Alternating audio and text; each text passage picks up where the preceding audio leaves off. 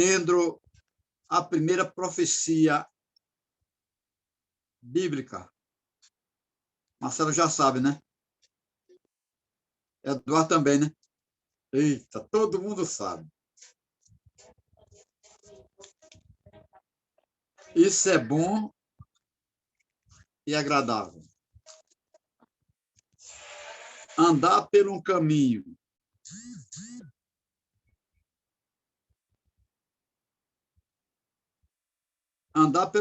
que nós conhecemos é melhor, porque a gente sabe aonde tem um atrapalho.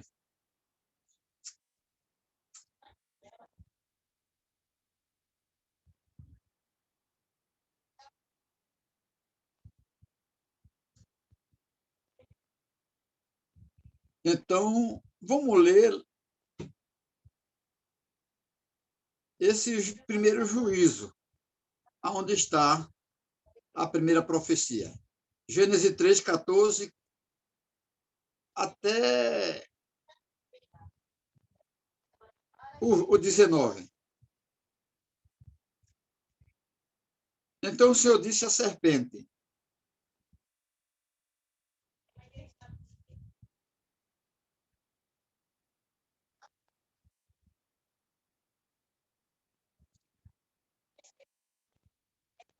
Então o Senhor disse à serpente: porquanto fizeste isto, maldita serás mais do que toda besta, e mais que todos os animais do campo.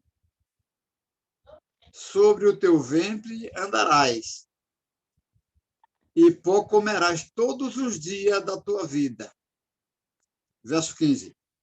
E porém inimizade entre ti e a mulher, e entre a tua semente e a tua semente. Esta te ferirá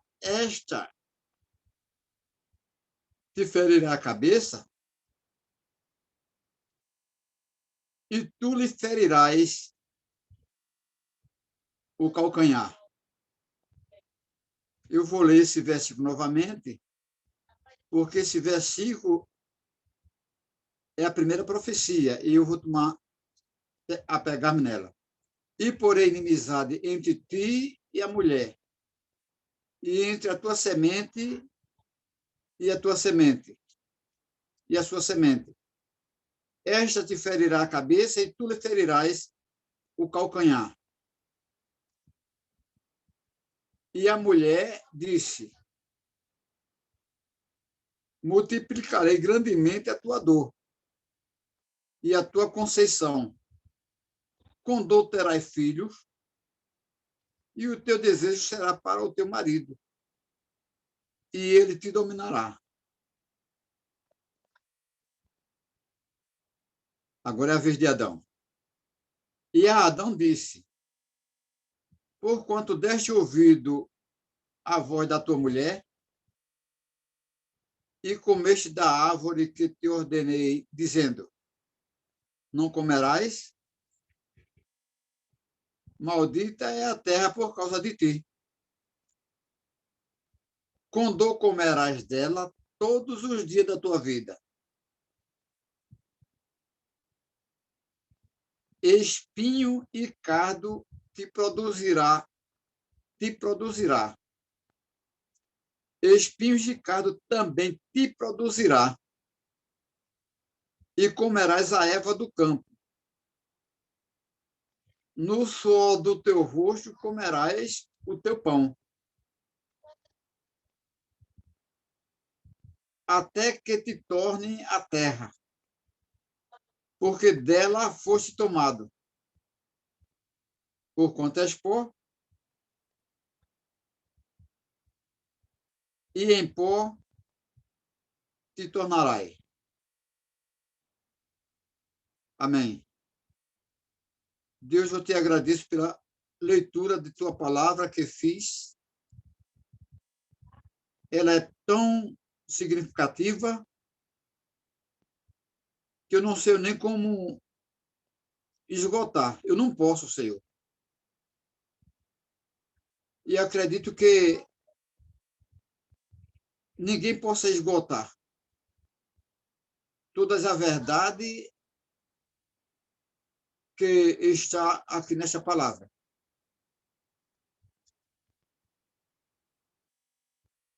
Ó Senhor, eu te agradeço pelo que li e também pelo que eu tenho vontade de falar, o que está no meu coração. Embora que essa promessa aqui seja maravilhosa. Aqui está a promessa do nosso Redentor. Valmir gosta muito desse livro de Gênesis. Ele tem razão. É muito palpitoso e atraente. Se nós pensarmos o trabalho que Deus teve em criar todas as coisas, dando uma lei para todas as coisas, para os animais, para até a folha. A folha só cai no tempo certo. Deus colocou uma lei no universo aonde elas obedecem.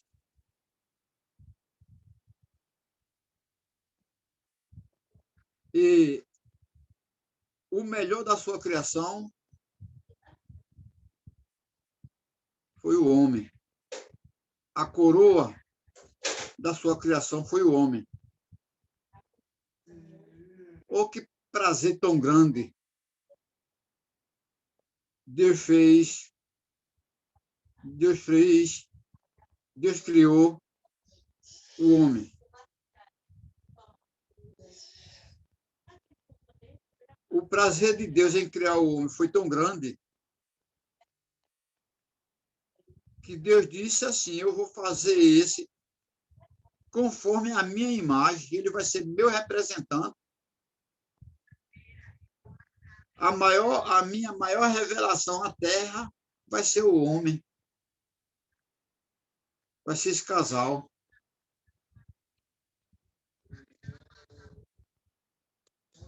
Mas ele colocou uma regra, uma lei, uma ordem para que o homem obedecesse. Se o homem desobedecesse, ele morreria.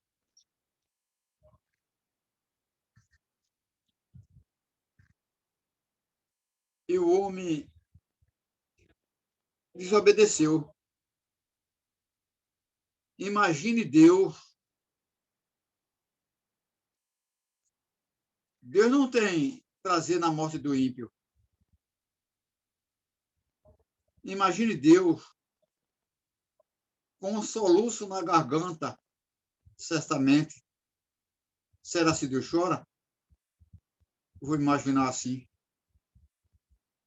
Deus estava com um soluço na garganta, vendo que o homem pecou. E que o homem agora estava merecedor do juízo.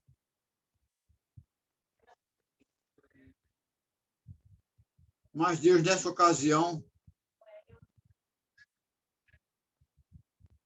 prometeu um redentor. Eu vou escrever na mente de vocês um redentor em negrito. Deus prometeu um redentor. Mas vamos voltar um pouco atrás. Por que o homem pecou? O apóstolo Paulo, eu já citei esse versículo, parece que é 11:2 ou é 2:11, 1 Coríntios. Ele diz que conhece os ardis do diabo. Tanto em Ezequiel, no capítulo 28, como em Isaías, no capítulo 14, 13, 14, Isaías ele descreve melhor. Ele diz que o diabo, nosso adversário, ele... Eu vou encontrar para ler, viu?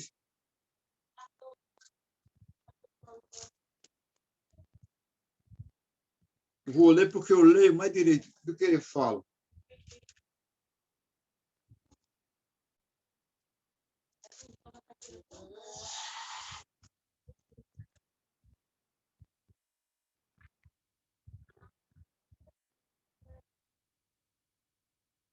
Vamos ler do 10 até o 14.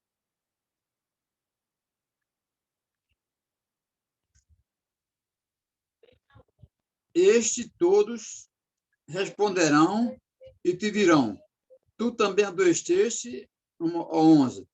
Já foi derribado ao inferno a tua soberba. Com o som dos teus alaudes, os bichinhos debaixo de ti se estenderam, e os bichos te cobrirão. Como caíste do céu, começa agora. Como caíste do céu, ó estrela da manhã, filha da alva, como foste lançada por terra, tu que debilitavas a nação. Veja bem, e tu dizia no teu coração, o que eu quero é esse: eu subirei ao céu. Veja a intenção desse querubim.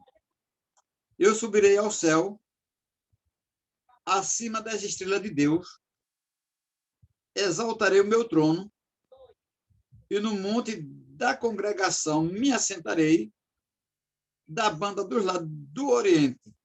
Subirei acima das mais altas nuvens e serei semelhante ao Altíssimo.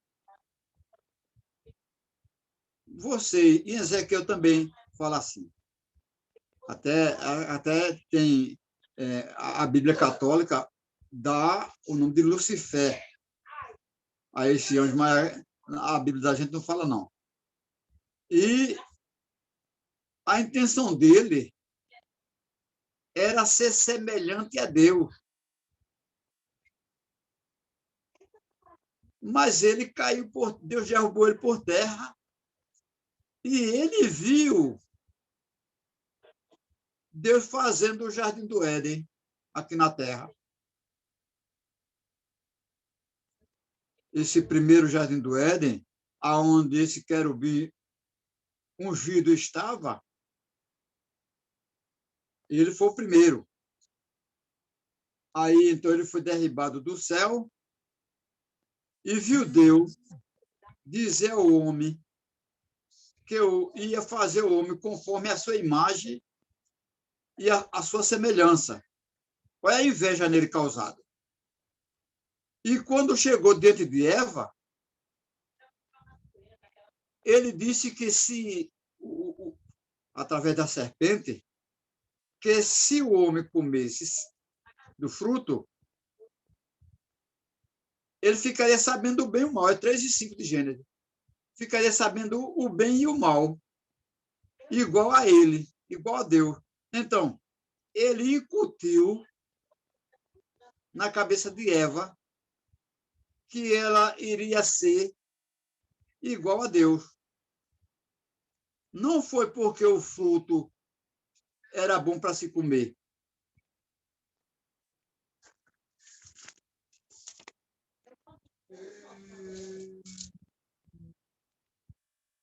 Então a serpente disse à mulher: certamente não morrerai, porque Deus sabe que no dia em que dela comerdes, se abrirão os vossos olhos e serei como Deus. Tá vendo? Sabendo o bem e o mal. E vendo a mulher que aquela árvore era boa para comer, nós sabemos que a fruta que não é boa para se comer e a fruta que é boa para comer, essa fruta era boa para se comer.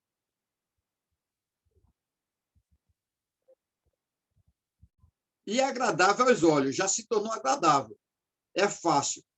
É fácil do inimigo fazer uma coisa que é desagradável se tornar agradável aos olhos. E ao desejar para dar entendimento. E ela tomou do fruto e comeu. Aí o que aconteceu? Ali, eles eram inocentes,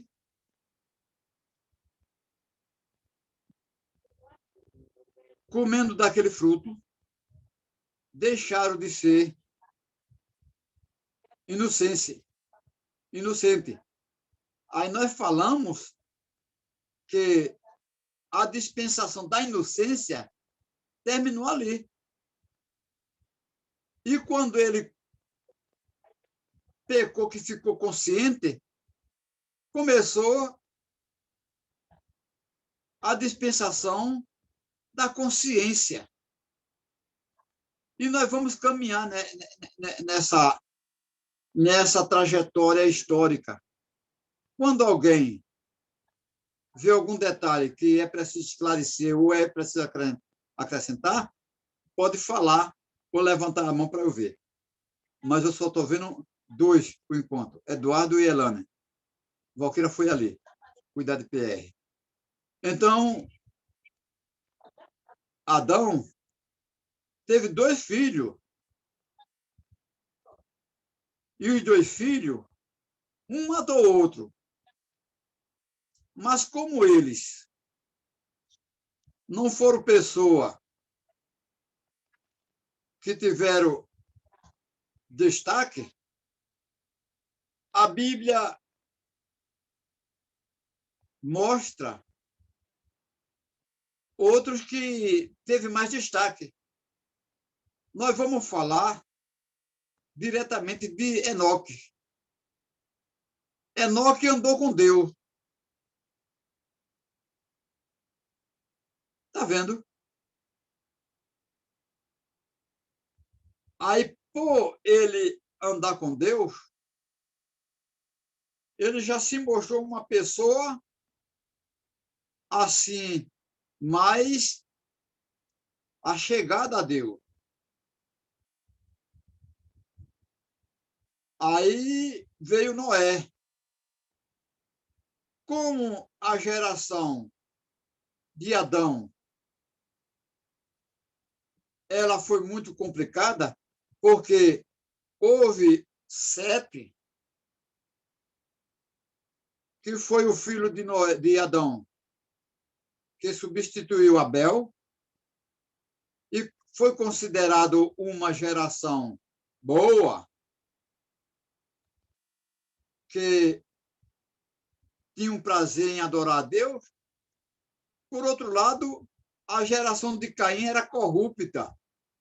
Tinha Lemeco, o primeiro bígamo da história. Só que, conforme alguns escritores, diz que as filhas de Caim eram formosas. E os filhos de Sete se juntaram a ela. Aí a geração começou a se corromper.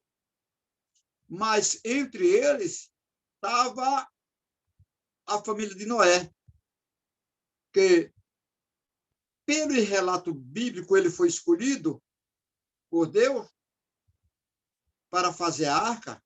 Certamente, a família de Noé era uma família religiosa. Era uma família piedosa. Aí, por esse motivo, eles entraram na arca. Saíram da arca, ele, os seus 3 filhos, as 3 esposas dos filhos, e ele e a mulher. E nós vamos olhar para Canaã. Cã, ou melhor, Cã fez aquele erro, né? De ver o seu pai embriagado e saiu para boatar, para contar para o povo. Por causa disso, o seu 4º filho foi amaldiçoado. O 4º filho dele é Canaã. O primeiro filho de Canaã é Cuxi. Parece que é isso. E da linhagem de Cuxi nasceu Nimrod. Nimrod ou Nirode. Foi o primeiro homem a ser chamado poderoso caçador diante de Deus. Quer dizer que ele não era caçador de caças normais. Ele era um caçador que afrontava a Deus. E até eu já ouvi teólogo falar que ele foi o primeiro homem a escravizar. Quer dizer, que ele caçava a pessoa para escravizar. E fez a torre de Babel há tanto raciocínio naquela torre. Uns diz que era para ele estar mais próximo de Deus. Outros diz que era afrontando a Deus, que se houvesse outro dilúvio, eles estavam livres. Fizeram a torre lá, na terra de Siná. E da linhagem de Sem, que é o primeiro filho de Noé, Sem, Cã, Jafé, descendo a linhagem, chega no 4º filho, se não me engano, é Artafaxe, ou Afaxade. Esse Afaxade tem 13 filhos. Entre eles, o pai saiu Abraão. Aí a genealogia vai seguindo, né? De Abraão veio Isaac. Isaac e Jacó. Agora é interessante. Nós, quando olhamos a genealogia anterior, não observamos uma pessoa, um filho primogênito de destaque. Aqui em Isaac, em Abraão, foi Isaac logo. Isaac nasceu Jacó, para que nós venhamos a falar na linhagem direta, nós falamos em José. José, quem gosta de José é Ive. É muito importante aqueles slides que Ive passa aí, porque eu vou assistir como que eu esteja dentro da história, para que eu possa compreender melhor. Aí, então, José, conduzido por Deus de uma forma milagrosa, ele vai para o Egito. E desce todo mundo para o Egito. Porque a fome imperava. Mas você observa assim. Quem foi o maior destaque no Egito? Moisés. E Moisés era da família de quem? De Levi, rapaz. Ó, o filho de, parece que é Bila, ou Lia. É a esposa de Jacó. A segunda esposa de Jacó. A que tinha os olhos verdes. Ele era filho dela. Aí da casa dele nasceu Moisés. Aí Moisés, ele teve aquele destaque todo, né? Deus, ele libertou o povo do Egito através de Moisés. Tá vendo? E Moisés, mesmo sofrendo tanta dificuldade, Marcelo, Ive, Eduardo, todos já falaram um pouco da vida de Moisés, mas ninguém esgota, não. Moisés conduziu o povo no deserto, mas já velho, quem completou a sua jornada foi Josué. Josué levou o povo até Canaã, porque era a terra prometida. Mas também tem uma coisa. Teve pessoas que Moisés, que Josué, achou por bem não destruir. Permaneceram lá, em Canaã. Canaã foi tomada, né? Mas ficou alguém que ele achou por bem não destruir. E no final do livro de Josué, nós observamos que o povo já estava tendencioso a querer deixar de adorar a Deus. Que ele disse, eu e minha casa, ó, se... Eu esqueci o versículo, mas no fim do versículo ele diz assim, eu e minha casa, se achar por bem adorar o Senhor, adore, ou o Deus dali do rio, porque eu e minha casa adoramos ao Senhor. Então o povo estava com tendência a adorar aos deuses dali do rio. Deus de quem? Daquelas pessoas que ele achou por bem não destruir. Está vendo que negócio sério? Daí veio o tempo do juízo, né? Rapaz. O tempo do juízo foi uma época de altos e baixos. O povo já estavam corrompido e toda vez que se corrompia, eles levavam revés na vida. Aí ele pedia socorro a Deus e Deus livrava. Aí tem uma observação interessante para a gente fazer. Quando se trata em dispensação, o que é dispensação?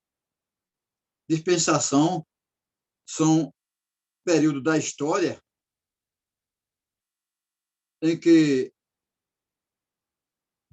Deus agia até aqui de uma forma. Daqui por diante, porque o homem mudava, Deus dava nova oportunidade a ele. Aí são 7 dispensações. Mas nessa dispensação, em todas elas, Deus em nenhuma delas mudou. Quem mudou foi o homem errou, mudava como errava assim no de juízo. Mas Deus, ele é Deus e não muda. Terminou o livro do juiz. Aí começou, agora Israel pedir rei. Foi lá em Samuel. Depois de juiz é Samuel. Aí vem Saul. Saul, ele reinou em Israel, está lá em 1 Samuel, durante 40 anos, rapaz, não é brincadeira, não. Você observe que ele fez o que Deus não se agradava.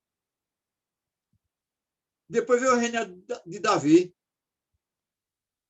Davi com mais 40 anos. Isso tudo, Israel unificado, viu? Quando se falava no povo de Israel naquela época, falava logo, era as 12, estava incluído as 12 tribos. Aí, segundo Samuel, foi o reinado de Davi, depois o de Salomão. Mais 40 anos. Houve muita bronca ali, viu? E Deus resolvendo. E Deus tolerando. Não há como Deus, viu? A paciência de Deus é inesgotável. Puxa. Aí Salomão morreu. Aí quem ficou no lugar de Salomão foi Reoboão. Nessa época houve a divisão das tribos. Possivelmente, nessa divisão aí, ela está nos escrita no livro de Rei. Os relatos,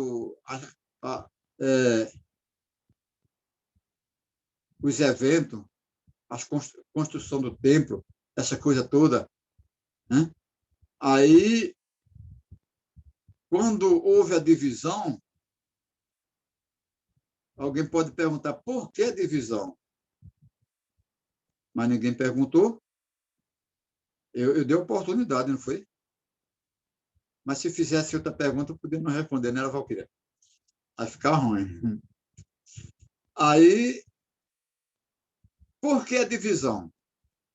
Veja bem, Davi juntou dinheiro e comprou os materiais. Ele tinha motivo para fazer os impostos ser alto, feito os impostos do Brasil. Quando entregou a Salomão, entregou com material. Mas Salomão precisava de dinheiro para pagar a mão de obra. Os impostos ainda continuavam altos. Com o templo construído, tudo prontinho, não havia necessidade dos impostos ser altos. O povo de Israel se aproximou de Salomão, de Reoboão, Israel ainda estava unificado, e pediu para ele diminuir o imposto. E Reoboão tinha duas classes de conselheiro. Aqueles conselheiros que vieram do pai e outros conselheiros que vieram da sua jovialidade, da sua mocidade. Era amigo. Aqueles que eram mais antigos, eles disseram, tu diminui o imposto, que o povo vai te amar para sempre, rapaz. Aí ele vai e pede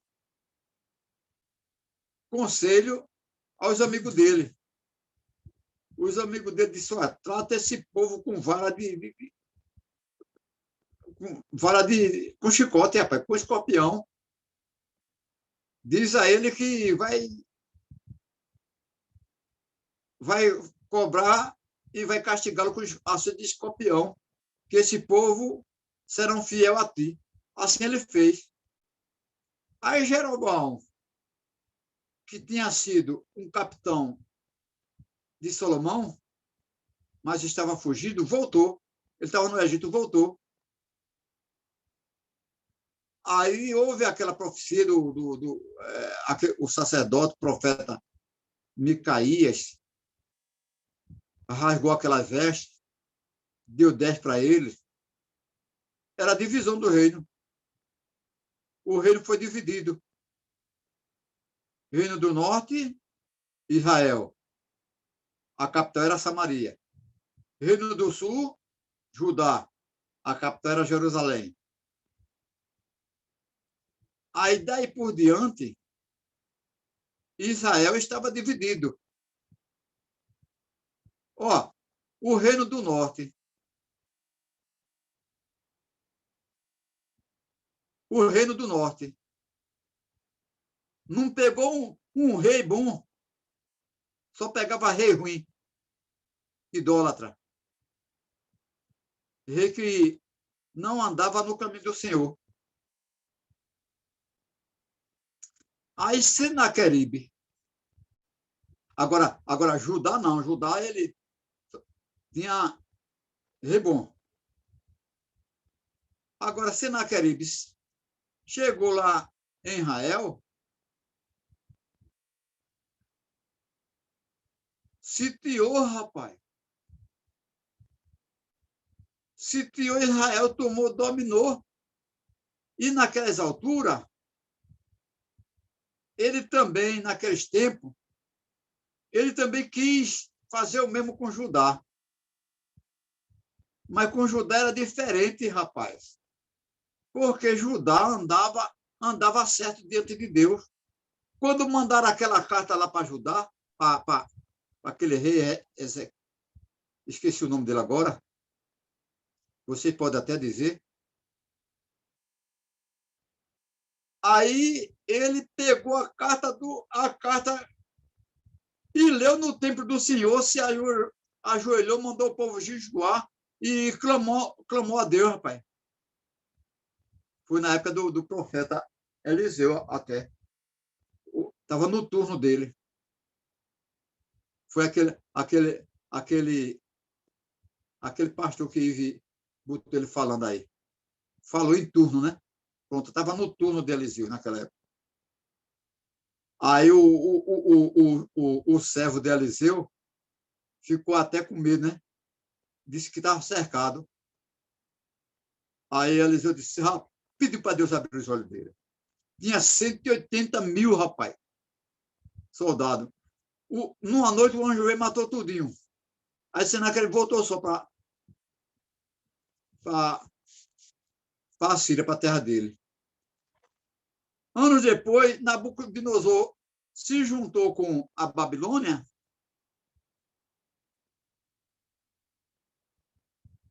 e Judá estava mal diante de Deus, ele destruiu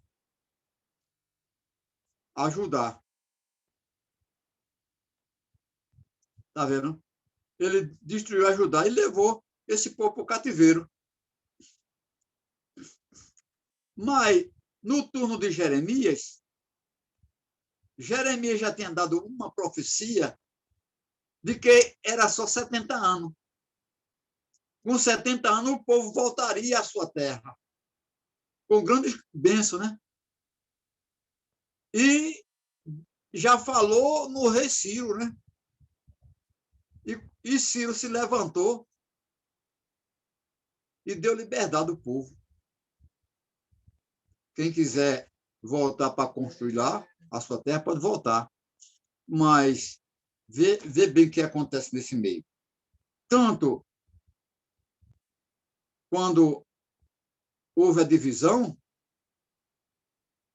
Israel foi o nascimento do povo gentil. E Judá, nessa época, eles eram abençoados por Deus. Porque, se olhar direitinho, Judá está dentro da genealogia de Cristo. Aí, então, quando Ciro chegou, que permitiu que Esdras fosse reconstruir a cidade e o templo, eles pegaram uma leva de pessoas demoraram muito tempo, né? Cerca de 50 anos, para o povo chegar lá, para o povo deixar o tempo bom, porque também era muito distante da Babilônia para Samaria. E tinha mulher grávida criança, que não podia andar, e esperava alguns anos para que aquelas crianças crescessem. Aquele que estava enfermo, não podiam ir, aí esperavam, sei lá, para ele morrer. Aí o povo voltou para reconstruir o templo. E o templo foi reconstruído, rapaz. Aí é interessante isso. Vou já terminar. Aí é interessante. Se nós olhar as profecias de Daniel, eu não me lembro, capítulo, versículo, está no capítulo 9. Ele fala que a contagem das 70 semanas começou com a saída do povo do cativeiro para reconstruir o templo. E ali começou o período interbíblico, que durou 430 anos. E lá na profecia de Daniel, está escrito que depois de 62 semanas viria o Messias. Agora eu cheguei no que eu quero.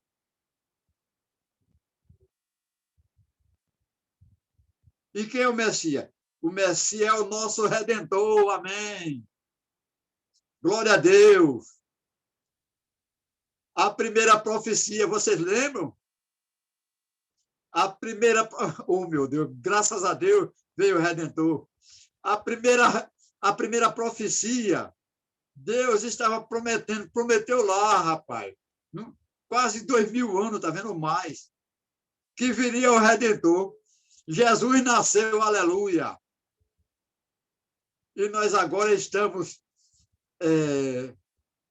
viajando nessa nuvem de glória, porque nós temos o Redentor. Jó deu um grito assim, ó, eu sei que o meu Redentor vive. Amém. 9:25 de Jó, né? Amém. Que Deus nos abençoe.